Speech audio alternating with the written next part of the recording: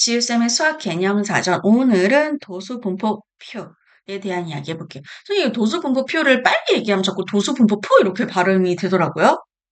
오늘 수업에도 그런다 할지라도 양해를 좀 부탁드릴게요. 도수분포표입니다.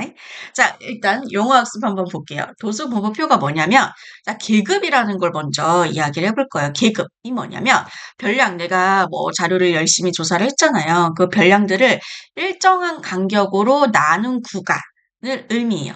지금 일단 도수분포표의 뜻을 먼저 볼까요?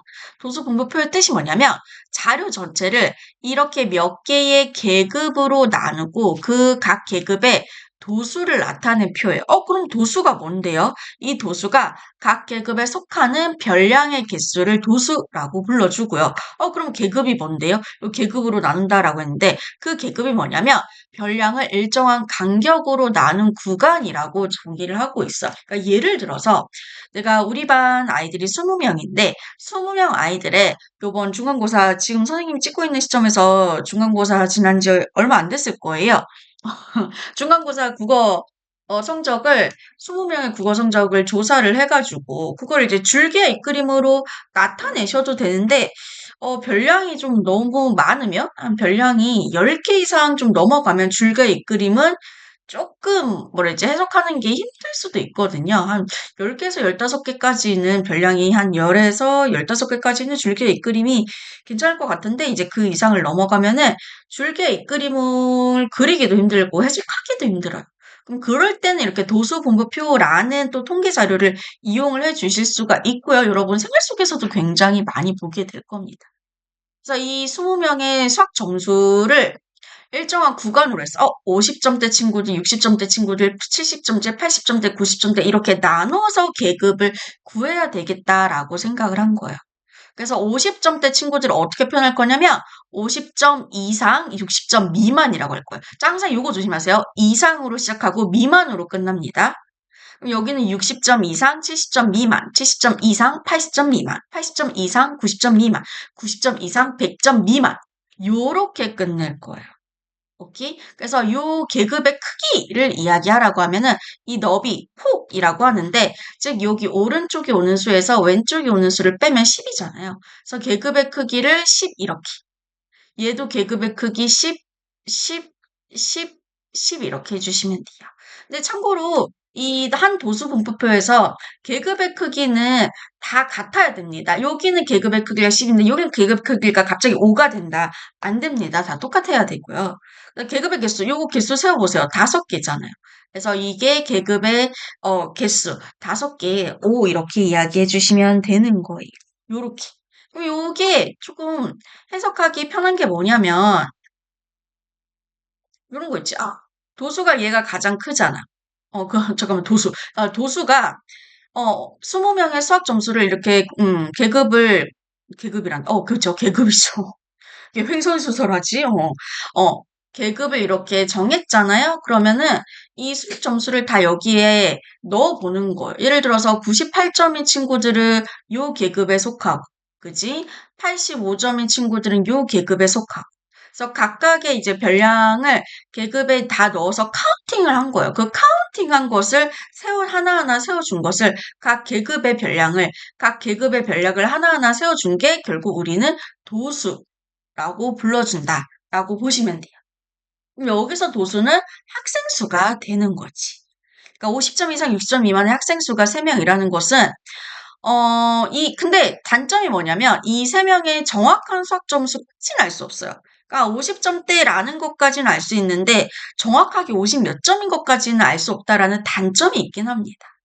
근데 장점은 뭐냐면 어느 계급이 가장 크고 가장 작은지를 한눈 알아보기가 쉽죠. 그럼 여기가 도수가 가장 크잖아요.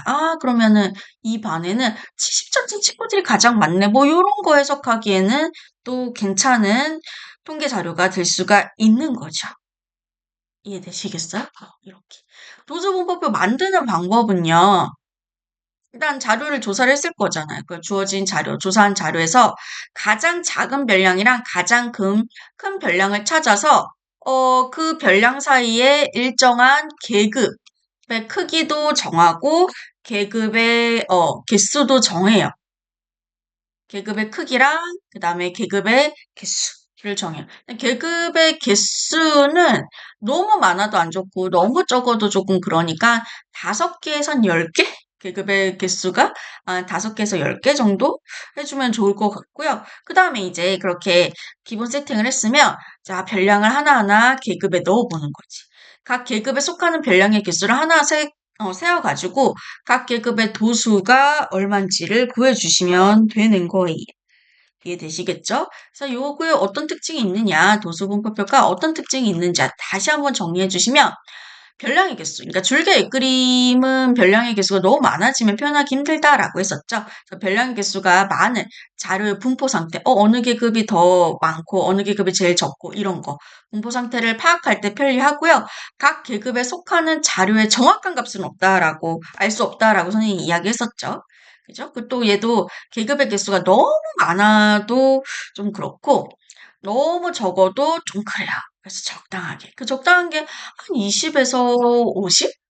별량 개수가 한 20에서 50 사이면 도수분포표를 적당하게 활용해 주는 게 좋을 것 같습니다. 예제 1번 만들어 볼까요? 다음은 민준의 반 학생들의 매달리기 기록을 조사해 나타낸 거래요. 도수분포표를 완성할게요. 땡큐 하게도 얘는 이제 계급 같은 경우 기본 세팅을 해놨죠. 계급의 크기는 5가 돼요. 5에서 0을 빼면 5, 얘도 이렇게 빼면 5. 계급의 크기는 모두 5가 되는 거고요. 계급의 개수는 딱 5개, 한 5개에서 7개, 8개 정도가 딱 적당한 것 같긴 해. 선생님 생각에는 그동안 열심히 좀 연구했을 때. 자, 그 다음에, 하나하나 세워봅시다. 일단은 0초 이상 5초 미만인 친구들 다 세워보자. 6명 세워줬는데 맞는지 확인 해볼까? 5 미만이기 때문에 5는 포함하지 않습니다. 2, 그리고 4. 여기도 4 있었죠. 선생님 이런 거 잘 못 쓴다? 잘 보셔야 돼. 이렇게 해서 6명 나오는 게 맞나? 그지? 색깔을 좀 다르게 할게요.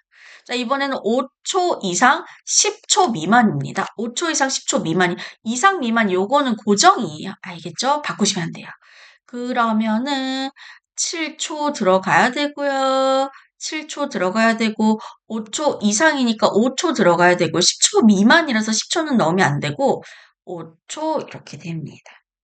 그러면은 요거를 한번 세워볼까? 하나, 둘, 셋, 넷, 5명 이렇게 되나요? 5명. 잠깐만. 여기 6도 있어요. 지금 빼먹어. 6명이네. 나 이런 거 잘 못 찾는다니까. 그래도 열심히 잘 찾아보도록 하겠습니다. 여러분들 열심히 하는데 선생님 핑계를 댈 수가 없지. 그 다음에 이제 10초 이상 15초 미만. 찾아볼게요. 14초 카운팅 하셔야 되고요. 10초 이상이니까 10초도 카운팅 하셔야 되고요. 13초도 카운팅 하셔야 되고요. 15초 미만이라서 15초는 카운팅하면 안 돼요. 그치? 그래서 요렇게 하나, 둘, 3명이기 때문에 3명이라고 이야기해 주시면 되는 거고 그 다음에 15초 이상 20초 미만이 볼게요. 19초 카운팅이 되고요. 그 다음에 15초 이상이기 때문에 15초도 카운팅이 돼요. 요렇게 2명이라고 해주시면 돼요. 요게 도수예요, 여러분. 여기에 도수예요. 그 다음에 나머지가 마지막이겠지. 나머지가 마지막 20초 이상 25초 미만. 그래서 얘네들 다 되는지 보니까 카운팅 돼야 되는 거 맞고요. 그래서 3 이렇게 되고. 다 더해보자. 이거 더해 주실 때 교합결합법칙 적절하게 이용을 해주시면 좋아요. 선생님은 얘를 먼저 결합을 해볼까? 5 이렇게 되고, 그치? 얘는 6이 12 이렇게 되고. 이렇게 더해주시면 17. 17에다가 3을 넣으면 20. 그래서 합계는 20. 이렇게 표를 채워주시면 돼요.